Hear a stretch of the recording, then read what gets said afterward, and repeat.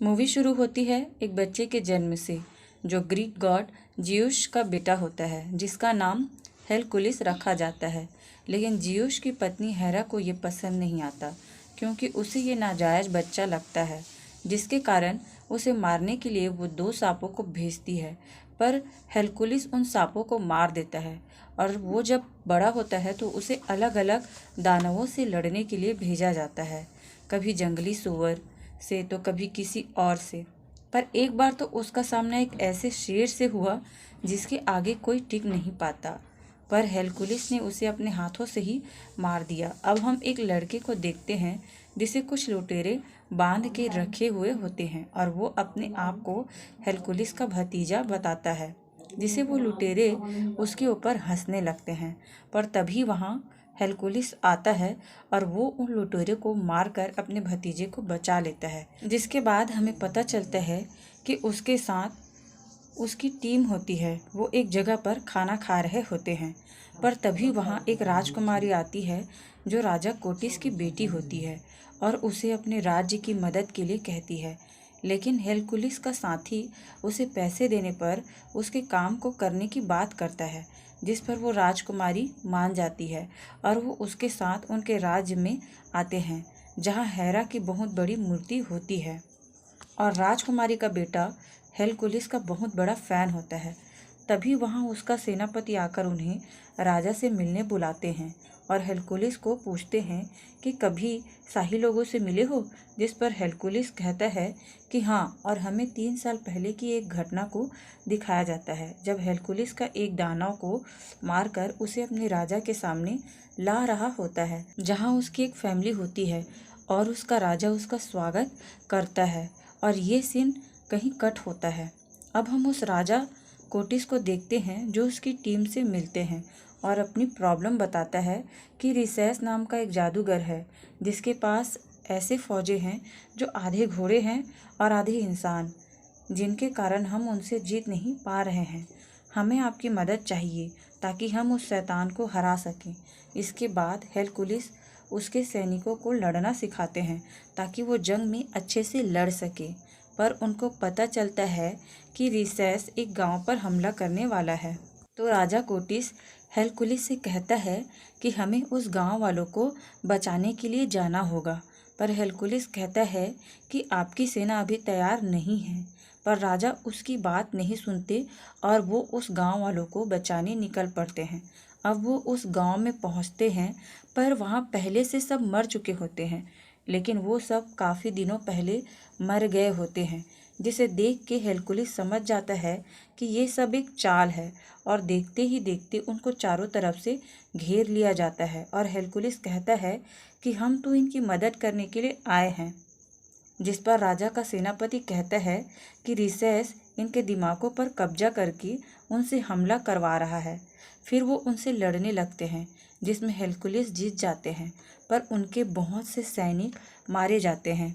अब जंग के बाद हेरकुलिस से राजकुमारी बात कर रही होती है, और वो उसे उसकी फैमिली के बारे में पूछती है, जिस पर हेरकुलिस उसे वहाँ से जाने को कहता है, और वो सो रहा होता है। तभी उसे अपने बीते हुए समय की याद आती है, जहाँ उसके राजा उसके ऊपर इल्ज़ाम लगाते हैं कि उसने अपनी फैमिली की हत्या की है, और उसे अपने राज्य से निकाल देते हैं। अब वो उठकर टहलने लगता है। तभी उसे एक जगह पर 3 सर वाला भेड़िया दिखता है, पर यह सब उसका एक वहम होता है।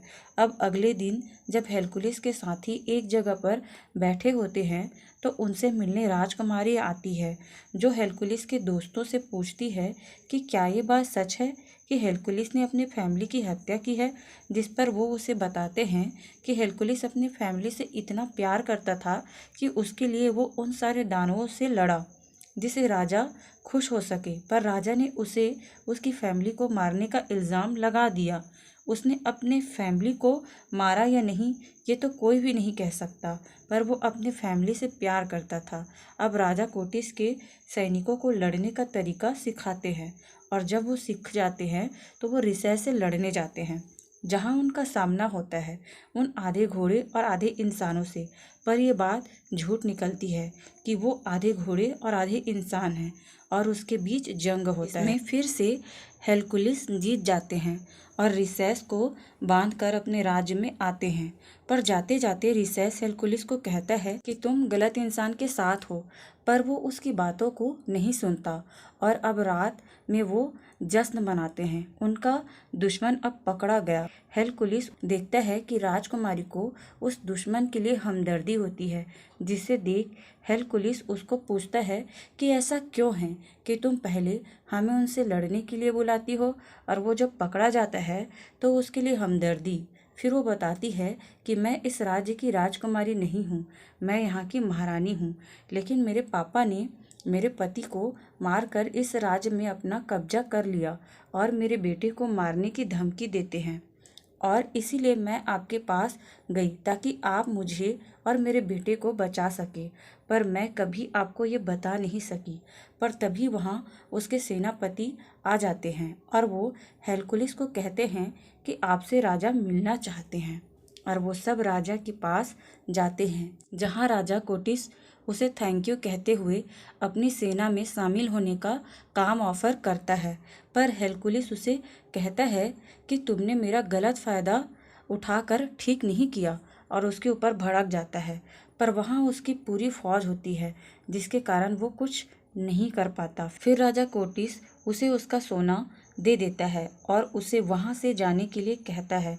अब हेरकुलिस और उसके साथी वहाँ से जा रहे होते हैं, पर हेरकुलिस उस राज्य के इंसानों को देखता है जो उसकी ओर एक उम्मीद से देखते हैं कि यही हमें आज़ादी दिलाएगा। और ये सब देखकर हेरकुलिस फैसला करता है कि वो कहीं नहीं जाएगा। पर उसका एक दोस्त कहता है कि हमें अपना सोना मिल गया है, अब हमें यहाँ से जाना चाहिए। पर हेरकुलिस मना करता है और उसके साथ उसके बाकी दोस्त को भी रुकते हैं, पर उसका वो दोस्त चला जाता है। अब वो महल में वापस जाते हैं, पर वहाँ राजा कोटिस उसका पहले से ही वहाँ अपने सेना के साथ इंतज़ार कर रहा होता है और उन्हें पकड़ लेता है और हेरकुलिस को बेहोश करके उसे बांध देते हैं। और जब उसकी आँख खुलती है तो वो देखता है कि उसके सामने 3 भेड़िया होती हैं और तभी वहाँ उसका पहला राजा आता है जो उसे अपने राज्य से निकाला होता है और उसे बताता है कि कैसे उसे बेहोश करके उसकी फैमिली के ऊपर ये भेड़ियों को छोड़ दिया और उसका इल्ज़ाम उसके ऊपर लगा दिया, जिसके कारण ये भेड़िया तुम्हारे सपनों में आता है और तुम्हें तड़पाते हैं। फिर हेरकुलिस उसको पूछता है कि तुमने मेरे साथ ऐसा क्यों किया, जबकि मैं तुम्हारा वफादार था, जिसमें वो राजा बताता है कि मेरी जनता मेरे से ज़्यादा तुम्हें पसंद करते थे, जिसके कारण मुझे ऐसा लगता था कि उस राज्य का राजा तुम हो और इसीलिए मैं तुम्हें कातिल बनाकर वहाँ से निकालना चाहता था ताकि तुम्हें कोई पसंद ना करे। अब राजा कोटिस उन सबको मारने का आदेश देता है और पहले अपनी ही बेटी को, क्योंकि उसने हेरकुलिस को सच बताया था और वो उसे मारने वाला होता है। हेरकुलिस अपनी बेड़ियों को तोड़कर उसे बचाता है और वो उन 3 भेड़ियों को छोड़ देता है, लेकिन हेरकुलिस उन 3 भेड़ियों को मार देता है और अपने दोस्तों को जेल से छुड़ाता है और जाकर अपने पहले राजा को मारता है, जिसके बाद वो वहाँ से निकल रहे होते हैं। लेकिन बाहर में राजा कोटिस अपने पूरे सेना के साथ उसका इंतज़ार कर रहा होता है और वो राजकुमारी के बेटे को मारने की धमकी दे रहे होते हैं। पर तभी वहाँ उसका वो दोस्त आ जाता है जो उन्हें छोड़कर चला गया था और वो उनसे लड़ने लगते हैं, जिसमें उनका एक साथी मारा जाता है। जिसके बाद हेरकुलिस सामने में हेरा की मूर्ति होती है, उसको सेना की तरफ ढकेल देता है, जिसमें राजा कोटिस मारा जाता है। जिसके बाद सारी सेना उसके सामने झुककर उसे अपना राजा मानता है और आखिरी में हमें बताया जाता है इससे कोई फ़र्क नहीं पड़ता कि वो किस गॉड का बेटा है या किसी इंसान का, पर वो एक अच्छा इंसान है। और ये मूवी यहीं ख़त्म हो जाती है। मिलते हैं एक और वीडियो में, तब तक के लिए जय हिंद, धन्यवाद।